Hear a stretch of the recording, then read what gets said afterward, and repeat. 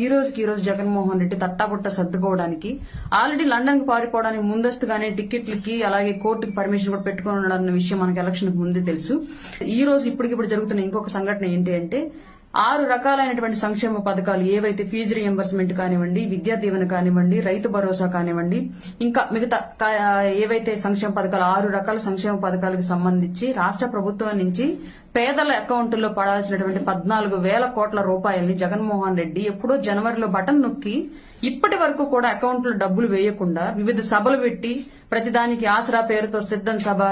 విద్యా దీవెన పేరుతో సిద్ధం సభ అని చెప్పేసి సభలు పెట్టాడు గానీ ఒక్కళ్ళకు కూడా అకౌంట్లో డబ్బులు వేయలేదు. ఆ డబ్బులన్నింటిని కూడా ఇప్పటి వరకు దాచిపెట్టి ఎలక్షన్ కు ముందు వేసి ఓట్లన్నా కొల్లగొట్టాలి, లేదంటే ఎలక్షన్ తర్వాత ఆ డబ్బులు వాళ్ల బినామీలకైనా కొల్లగొట్టి తీసుకెళ్లిపోవాలన్న ఉద్దేశంతో ఇప్పటి వరకు డబ్బులు వేయకుండా ఉంచుకున్నాడు.